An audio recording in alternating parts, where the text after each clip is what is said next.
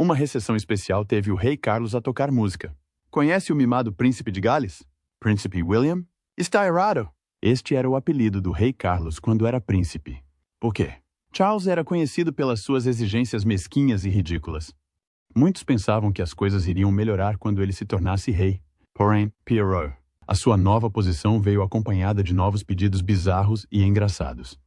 Está ansioso para conhecê-los? Junte-se a nós para analisar 11 coisas ridículas que os servos do rei devem fazer por ele. O rei tem requisitos específicos para o banquete de estado. Durante muitos séculos, os banquetes de estado foram uma das tradições mais antigas da família real. Eram eventos importantes no calendário real. É um grande encontro onde se encontram chefes de estado, figuras reais e muitos outros dignitários. Estes banquetes sempre fizeram parte da cultura real britânica. E todo o monarca priorizava isso. Quando Carlos se tornou rei, também fez disso uma prioridade. Charles prestou a máxima atenção a cada detalhe em detrimento dos seus criados. Por quê? Ao preparar-se para os banquetes, o rei Carlos tinha exigências específicas que os deixavam em alerta. Um exemplo são as posições dos assentos. Há relatos de que o rei Carlos sempre foi muito criterioso em relação à disposição e à ordem da mesa. O rei supervisiona pessoalmente os banquetes e assegura que tudo corre bem. Para piorar a situação, o rei faz exigências ridículas sobre o menu e a comida a servir. Em entrevista a Hello, Graham Tinsley, MBE, antigo responsável pela equipa culinária galesa, revelou algumas das exigências do rei em banquetes de estado que o vão surpreender. Tinsley já liderou uma equipa de especialistas culinários que serviam eventos reais em todo o país de Gales. Deu-lhe experiências diferentes com a realeza. No entanto, a sua experiência na preparação de banquetes de estado para o rei Carlos III parece única. Afirmava que, nos seus anos a criar menus de banquetes, algumas das suas pequenas peculiaridades eram com o rei Carlos. Por quê? Vamos descobrir. Na entrevista, Tinsley partilhou: Charles não gosta de chocolate, não gosta de café e nem sequer gosta de alho. Portanto, temos de considerar estas coisas ao criar um menu para ele. Foi um incômodo para Tinsley, pois tiveram de ter em conta as escolhas e os gostos pessoais do rei ao preparar o menu. Também levantou grandes preocupações sobre o pedido do rei por comida caseira. Mesmo em banquetes de estado, por exemplo, o rei exige sempre uma salada para cada refeição, que deve ser precisa. Quer ouvir a parte mais ridícula? O rei Carlos adorava ovos mexidos e pedia-os sempre em todos os banquetes de estado. E isso foi fácil para os servos? Não. Tinsley partilhou com dor. Normalmente, um ovo cozido demora cerca de 5 minutos. Então imagine estes ovos cozidos. Ficarão muito macios. A realeza exigiu um ovo cozido descascado e escondido sob folhas de salada. De seguida, amassava as folhas da salada nos ovos para fazer um molho semelhante à maionese. Agora, se conseguir imaginar descascar um ovo que foi cozido apenas durante alguns minutos, teria de descascar vários de uma vez, porque acabaria por parti-los no processo. Esta iguaria invulgar estressou os seus servos muitas vezes, pois não tinham escolha a não ser obedecer ao rei. A juntar a isto, havia o pedido do rei por chá verde em todos os banquetes, com uma exigência específica para ele. O rei Carlos III assegurou que os seus criados preparavam o seu chá com folhas soltas num bule, e a proporção deveria ser de uma colher de chá de folhas por chávena de chá. Além disso, corriam rumores de que sempre que o rei bebia o seu chá verde, pedia sempre que a água fosse aquecida a 70 graus Celsius, enquanto o seu chá cinzento antigo deveria ser aquecido a 100 graus Celsius. Os banquetes de estado eram dos mais temidos pelos criados do Palácio de Buckingham. Tinham de estar sempre à disposição do rei, que não se importava com o que estavam a passar. Por exemplo, o rei tinha sempre muitas exigências estranhas, como levar a sua almofada favorita para banquetes e outras coisas. Isto dificulta o descanso dos seus servos. Dê espaço ao rei na mesa. Pouco depois da coroação do rei Carlos, ocorreram diferentes especulações na Casa Real. Por exemplo, alguns alegaram que o rei é demasiado preguiçoso para limpar a mesa. Em vez disso, ordena aos seus servos que o façam. Não levantaria um dedo nem se mexeria 1 centímetro até que fizessem o necessário. Este rumor foi confirmado quando um vídeo do seu comportamento com a sua equipa se tornou viral. De acordo com a Newsweek, num clipe divulgado no Twitter, o rei Carlos expressou a sua frustração com um membro da equipa. Enquanto o rei assinava documentos oficiais durante o Conselho de Ascensão dos Governantes, precisava de limpar a sua secretária. Segundo os rumores, o rei chamou um funcionário para limpar a mesa e retirar um tabuleiro de canetas. Esta ação valeu-lhe uma reação negativa do público. Não foi nada bonito para um novo rei. O videoclipe tornou-se viral na internet e muitas pessoas acrescentaram legendas revelando a sua desaprovação à atitude do rei. A conta de paródia do Twitter Laura Kuzinsberg, Translator, partilhou novamente o vídeo e adicionou a legenda: "O empregado deve limpar a minha secretária para mim. Não se pode esperar que eu mova coisas." Outro utilizador do Twitter escreveu: "As boas maneiras não custam nada." A raiva do público era óbvia, mas o rei continuou a ser manchete. Um ousado utilizador do Twitter escreveu uma vez: "Fez mais esforço para acenar com a mão uma dúzia de vezes do que para a mover sozinho." Esta ação fez com que os britânicos esperassem menos do monarca. Muitos viam-no como um líder que não conseguia relacionar-se com o seu povo. No entanto, no meio da reação negativa, alguns apoiantes sentiram que não foi culpa do rei Carlos. Um deles escreveu: "Para ser justo para com ele, é uma grande ocasião." E deram-lhe a mesa mais pequena do mundo. Em sua defesa, muitos apontaram a pequena estrutura e culparam os empregados. Mas seriam realmente os culpados? O vídeo, que foi gravado como cobertura oficial de acontecimentos históricos que marcaram o reconhecimento formal de um novo monarca por parte do governo britânico, revelou-se o vídeo perfeito para destruir a imagem do monarca. Que ironia! A rotina matinal do rei Carlos exige paciência. As exigências bizarras do rei Carlos aos seus criados não se refletiam apenas nas suas escolhas alimentares. Havia relatos de que frustrava os seus criados com as suas exigências de rotina matinal, as quais não tinham outra escolha senão obedecer. Dizem que o rei exige uma certa quantidade de pasta de dentes aos seus servos. O quê? Vamos descobrir todos os detalhes. Era costume a família real seguir uma rotina matinal estruturada que refletisse tanto a tradição como a dignidade do seu estatuto. No entanto, os rituais matinais do rei Carlos levaram esta prática a um nível totalmente diferente. Quase absurdo. No documentário revelador Serving the Royals, Inside the Firm, o antigo mordomo real Paul Burrell, que serviu a princesa Diana, forneceu informações fascinantes sobre os hábitos únicos do rei. Burrell revelou que o rei Carlos exigia que o seu banho fosse preparado com o máximo cuidado e precisão. Não se tratava apenas de encher a banheira com água morna. Envolvia uma temperatura específica e talvez até sais de banho ou óleos específicos que estivessem de acordo com as preferências do rei. O processo meticuloso garantiu que cada detalhe estivesse alinhado com o que o rei considerava adequado para o seu autocuidado real. Mas não se ficou por aí. O guarda-roupa do rei também estava sujeito a um protocolo rigoroso. As suas roupas precisavam de ser dispostas numa ordem precisa, por vezes até organizadas por cor ou estilo, atendendo às atividades programadas do dia. Por exemplo, se houvesse um compromisso que exigisse um traje formal em vez de algo mais casual, cada peça teria de ser impecavelmente preparada e apresentada. As apostas eram altas. Burrell enfatizou que não aderir a estes preparativos específicos não seria visto apenas como um descuido menor. Isto pode levar a repercussões graves para os envolvidos. O tom sério da sua revelação pintou um ambiente rígido, onde até o mais pequeno lapso poderia atrair a ira ou a decepção do rei. Ela salientou a extraordinária pressão exercida sobre a equipa para corresponder aos padrões exigentes da vida real, refletindo um tema abrangente de dever e expectativa dentro da monarquia. Este vislumbre da rotina matinal do rei Carlos não só expõe as exigências únicas da vida real, como também revela as camadas mais profundas da tradição e as consequências de manter um estilo de vida tão elevado. No documentário, Burrell disse que o seu pijama é engomado todas as manhãs e os seus atacadores são passados com um ferro de engomar. Ouvir que o rei Carlos exigiu que os seus atacadores fossem engomados não agradou ao público. Isso foi muito extremo. Burrell revelou ainda que o rei exige que o tampão do seu banho esteja numa posição específica e que a temperatura da água esteja morna. Os seus empregados domésticos tinham de fazer tudo isto para ele diariamente.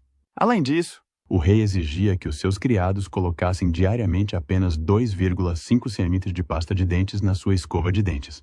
Não o fazer significava que espalhavam a pasta de dentes novamente. O rei era exigente em detrimento da sua equipa. Surpreendentemente, os seus empregos não foram garantidos apesar dos seus esforços. O rei despediu cerca de 100 funcionários reais. Por quê? O que levou a isso? Estamos prestes a descobrir. O rei Carlos tinha o mau hábito de despedir os seus empregados quando bem lhe apetecia. causou uma grande sensação quando decidiu despedir cerca de 100 funcionários reais. De acordo com o Guardian, o rei Carlos tomou esta decisão após o falecimento da rainha Isabel. Enquanto os funcionários reais estavam ocupados a preparar a coroação do rei, levaram o maior susto das suas vidas. O rei Carlos anunciou que os iria despedir. Houve alguma razão política por detrás desta decisão? Ninguém sabe. Entretanto, a sua decisão arruinou a vida de muitas pessoas. Houve relatos de que alguns funcionários reais trabalhavam para a família real há décadas. A saída repentina da Casa Real destruiu-os. Estes funcionários reais eram secretários particulares, do gabinete financeiro, da equipa de comunicações e membros da equipa doméstica. Quando questionados se esperavam ser despedidos, muitos disseram que nunca imaginaram isso. Estavam ocupados à espera do reinado do rei Carlos, sem saber que seria o seu fim. Uma fonte disse que todos estão furiosos, incluindo secretários particulares e a equipa sênior. Além disso, houve relatos de que os funcionários reais trabalharam incansavelmente durante horas antes de receberem o aviso. Isso piorou a situação para eles. Ninguém esperava o anúncio repentino. Mais tarde, o Sr. Clive Alderton, conselheiro do rei, emitiu uma carta pública afirmando que o novo papel do rei significava que teria de deixar a sua antiga equipa quando era príncipe de Gales. No entanto, o público não ficou satisfeito com este desenvolvimento, apesar dos rumores de que a Clarence House poderia dar novos empregos aos trabalhadores. Que outras exigências ridículas fez o rei Carlos aos seus criados? Palácio de Buckingham. Os trabalhadores têm de seguir determinadas regras.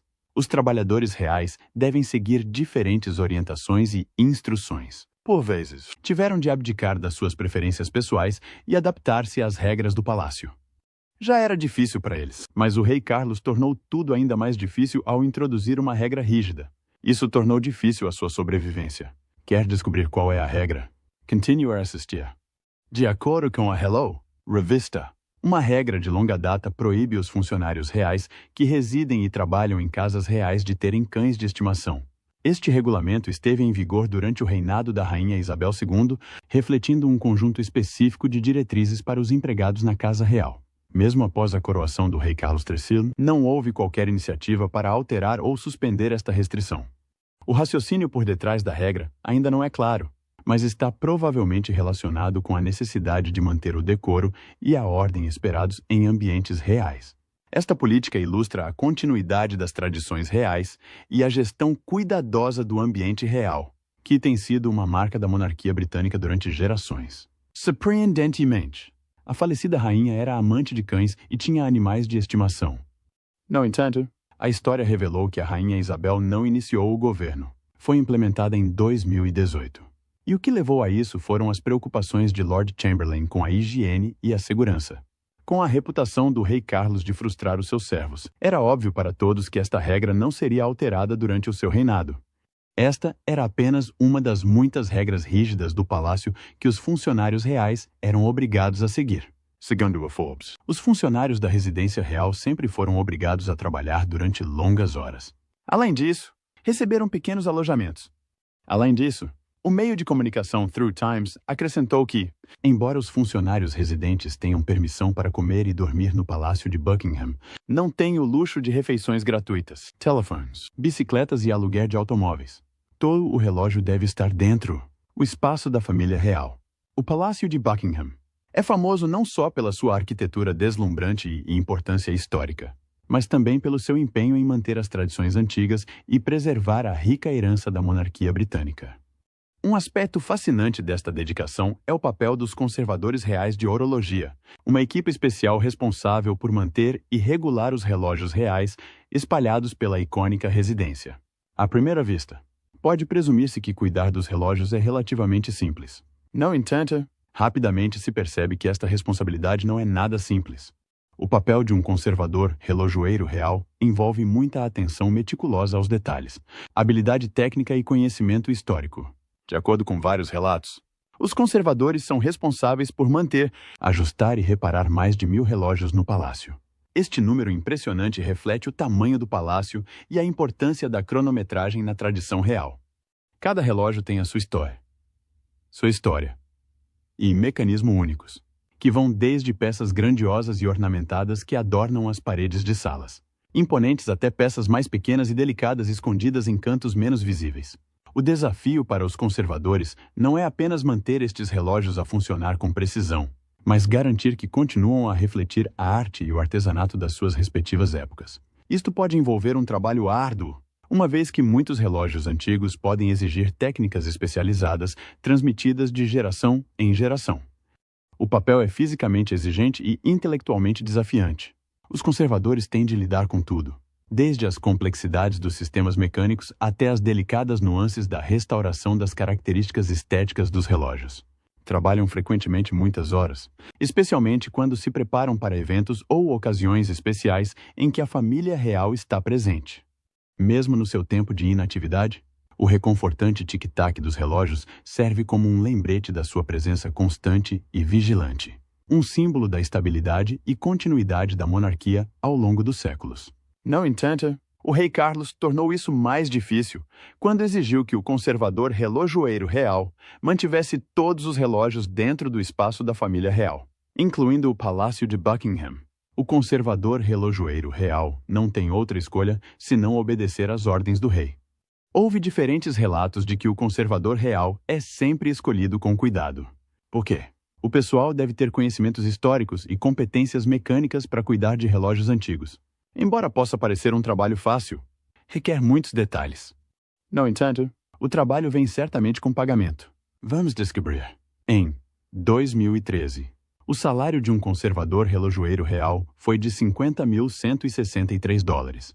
Além disso, de acordo com o site oficial da família real, o conservador relojoeiro deve trabalhar 37,5 horas por semana, de segunda a sexta-feira.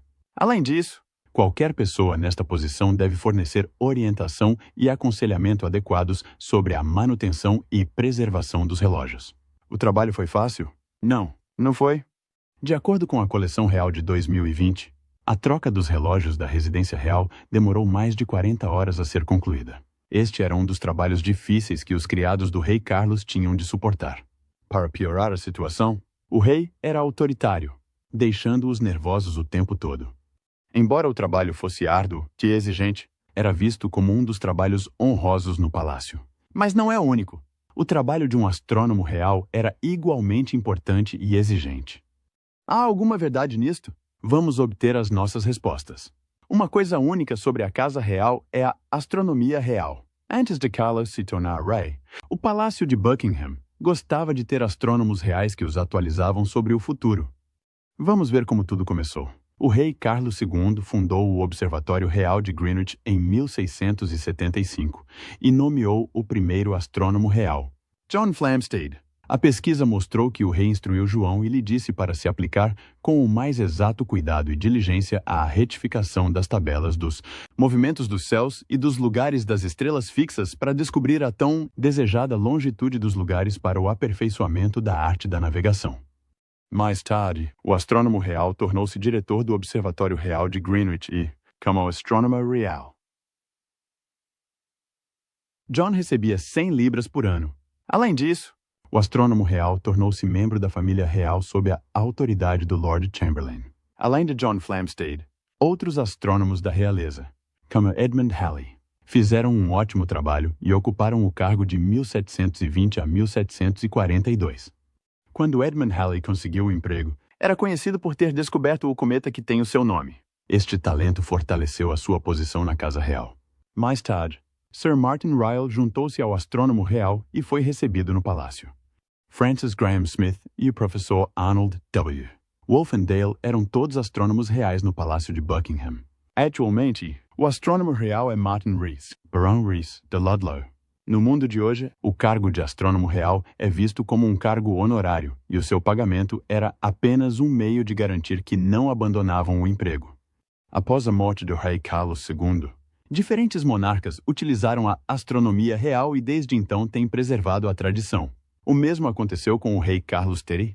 O rei sempre foi conhecido pela sua capacidade de preservar a herança e as tradições da família real. Quando subiu ao trono, deu continuidade à tradição e rapidamente recorreu ao astrônomo real muitas vezes. Ele foi simpático com eles? Ninguém pode dizer. Mas uma coisa era certa. Martin Rees estava a trabalhar para o rei Carlos e não houve qualquer explosão pública da sua parte.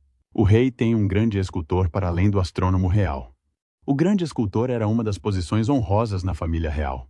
É um cargo hereditário na Casa Real do Soberano de Inglaterra, depois da Grã-Bretanha e, mais tarde, do Reino Unido. Como surgiu a posição de grande escultor? A rainha viu a necessidade de a monarquia ter pessoas responsáveis pelas suas carnes e decidiu contratar um grande entalhador. A sua principal tarefa é fatiar e servir carne à Sua Majestade e à família real durante os banquetes e ocasiões especiais. Muitos viam esta posição como um papel bizarro e desnecessário na família real. No entanto, era uma posição que prezavam. Gradualmente, as coisas mudaram e o grande entalhador deixou de ser necessário. Uma publicação observou: no passado, os cortadores habilidosos serviam fatias de carne de monarca que tinham uma forma e espessura uniformes e ainda quentes. No entanto, de acordo com Mark Hicks, um chefe proprietário de restaurantes inglês, a função tornou-se uma arte esquecida nos dias de hoje.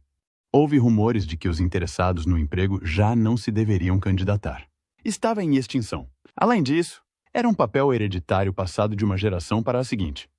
Isto começou há décadas, quando Alexander Fielding, o Conde de Denbigh e Desmond ocupavam o cargo. Houve especulações de que o novo rei poderia trazer de volta o antigo costume e fazer com que o grande escultor voltasse a trabalhar. Ninguém ficará surpreendido se isso acontecer. Um flautista real acorda o rei de manhã. O rei Carlos costumava empregar um flautista real para o acordar de manhã, todos os dias, às 9h00.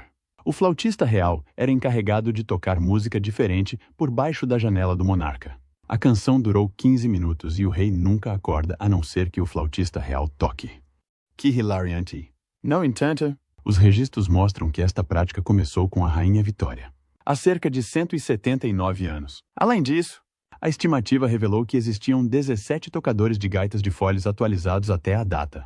O major de gaita de foles, Paul Burns, é o flautista do rei Carlos e o seu único músico. Burns consolidou o seu papel no palácio e tornou-se óbvio para todos que o rei Carlos estava habituado a ele. O flautista do rei foi sempre elogiado e recomendado pelas suas aparições. Uma delas foi quando o seu vídeo foi divulgado pelo Palácio de Buckingham, onde estava vestido com o seu uniforme, incluindo meias verdes para completar o seu kilt xadrez. A apresentação diária de Burns estava dividida em 2 sessões de cerca de 7 minutos. Cada sessão foi separada por 1 minuto para ajustar e afinar o instrumento tradicional escocês. Corriam rumores de que o seu papel estava entre os mais cobiçados do mundo da gaita de foles. Por quê? Foi-lhe permitido usar o tartan Balmoral. Esta foi uma grande conquista para alguém que não era membro da família real. Além disso, havia relatos de que o trabalho do flautista do rei era mais do que apenas tocar gaita de foles. Havia mais coisas ligadas ao papel. Uma delas é a responsabilidade de conhecer e cumprimentar as pessoas em vários compromissos antes de serem apresentadas ao monarca. Isso valeu ao Major Burns o respeito de muitos. Além disso, Burns foi o responsável por tocar o lamento no funeral da Rainha Isabel II. A sua interpretação suave e sem esforço da música aumentou a fama e a popularidade de Burns. Uma mulher pode ser flautista? Nenhuma foi registrada até agora. No entanto, nenhum documento escrito refere que uma mulher não pode ser flautista. Mas depois, diferentes relatos mostram que todos os tocadores de flauta reais eram homens, e sempre se tornaram membros da família real. Estes gaiteiros reais recebiam alojamentos diferentes no Palácio de Buckingham, mas tinham de se mudar sempre que o monarca mudava de local. Houve diferentes especulações de que os tocadores de gaitas de foles reais podem estar mais próximos do monarca do que outros criados. Quão verdadeiro é isso? Vamos descobrir. Antes da morte da rainha, o seu flautista real, a Major Scott Methven, parecia mais próximo dela.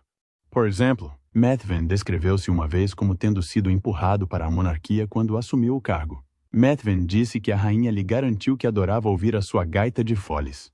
Segundo ele, a rainha amava tanto a sua gaita de foles que lhe deu o apelido de Pipes. Esteve 4 anos no cargo antes de sair em 2018. Mas será que podemos dizer o mesmo do rei Carlos II e de Piper Burns? Era claro que o rei estava habituado a Burns. No entanto, não eram tão próximos como outros monarcas. Houve rumores de que o rei poderia estar a frustrar este trabalhador real. Por exemplo, a tradição normal é que o flautista real comece a tocar às 9h. No entanto, o rei Carlos acorda sempre antes do horário normal. O rei Carlos é um comedor exigente e é conhecido pela sua estranha seleção de alimentos. o que deixa os seus criados estressados em todas as ocasiões. Cada pessoa tem preferências e hábitos alimentares diferentes. Contudo, para o rei do Reino Unido, a sua refeição não era responsabilidade dele. Era o trabalho do verdadeiro trabalhador. Infelizmente, o rei não lhes facilitou a vida com os seus muitos pedidos estranhos. De acordo com o My London, os pedidos de comida do rei Carlos eram completamente diferentes dos de outros monarcas. Por exemplo, o rei exigiria que o seu biscoito fosse pré-aquecido até certo ponto. Se os biscoitos não forem pré-aquecidos exatamente na quantidade que ele deseja, ele não os comerá. Quem é que aquece o biscoito? Mas não é tudo. De acordo com uma fonte real, o rei mantinha uma panela de aquecimento apenas para garantir que os biscoitos estavam quentes o suficiente para ele se sentir satisfeito. Isto era um incômodo para sua equipa, que tinha de correr para satisfazer a dieta do rei. O Daily Mail revelou uma vez que o rei só faz pequenos almoços ligeiros e faz apenas uma refeição principal por dia. Dizem que o rei gostava de saltar o almoço todas as vezes. Quando questionado sobre as suas dificuldades, um membro da equipa do rei disse: "Quando fazemos visitas de um dia ou excursões ao estrangeiro, ele pode passar o dia inteiro sem parar para descansar, o que significa que todos nós também perdemos o almoço." Mostrou o quão frustrados eles estavam. Além disso, uma fonte revelou que o rei nunca se apercebeu que os seus trabalhadores estavam com fome. Continuou a pressioná-los sem nunca tomar conhecimento da sua saúde e bem-estar. Além disso, corriam rumores de que o rei levava sempre consigo uma caixa de pequeno almoço para onde quer que fosse. Não importa onde ele esteja, os seus criados devem garantir que a sua caixa de pequeno almoço está bem preparada, de acordo com o seu gosto. Isto significa que os funcionários reais não estão livres do rei, mesmo quando este não está no Palácio de Buckingham. A caixa do pequeno almoço continha 6 tipos diferentes de mel, alguns cereais especiais, frutos secos do rei e tudo o que ele quisesse. Além disso, o rei Carlos tinha uma exigência especial em relação aos ovos que os seus chefes precisavam de acertar. Jeremy Paxman partilhou tudo sobre as exigências do rei no seu livro, On Royalty. Disse que, como a sua equipa nunca tinha a certeza se o ovo atingiria precisamente a dureza satisfatória, uma série de ovos era cozida e disposta numa fileira crescente de números. Se o príncipe achasse que o número 5 estava demasiado líquido, podia tirar a tampa do número 6 ou 7. Os seus trabalhadores faziam-no todos os dias para satisfazer o rei mal-humorado. Está entusiasmado para ouvir a última exigência ridícula do rei Carlos aos seus trabalhadores? Continue a assistir. O rei Carlos tem um porta-bandeira real. Uma das tradições antigas e seculares no Palácio de Buckingham era o uso de porta-bandeiras. Eram chamados de sargento-mor-rei ou rainha. Trata-se de um soldado em serviço e membro do departamento de mestre das famílias da Casa Real Britânica. Era uma posição única e cobiçada por muitos. No entanto, apenas um suboficial da Brigada de Guardas da Divisão Doméstica tinha direito ao cargo. Agora, o porta-bandeira do rei, o sargento Oliver Morton, assumiu o seu papel em 2022, quando o rei Carlos se tornou rei. É responsável por içar e baixar o estandarte real do Palácio de Buckingham sempre que o rei se encontra na sua residência. O sargento da bandeira era também responsável por cuidar das bandeiras utilizadas no palácio. Além disso, os veículos do palácio estão sempre guardados no gabinete do sargento. O sargento era visto como parte integrante da família real. Para além de todas estas funções, era também responsável pelo envio de estandartes reais aos locais visitados pela monarquia. Acha que o apelido Príncipe de Gales Mimado combina com o rei Carlos? Qual das exigências ridículas do rei é a pior? Deixe a sua opinião nos comentários. Se gostou deste vídeo, faça like, partilhe e subscreva o canal. Antes de ir, veja os outros vídeos exibidos no ecrã.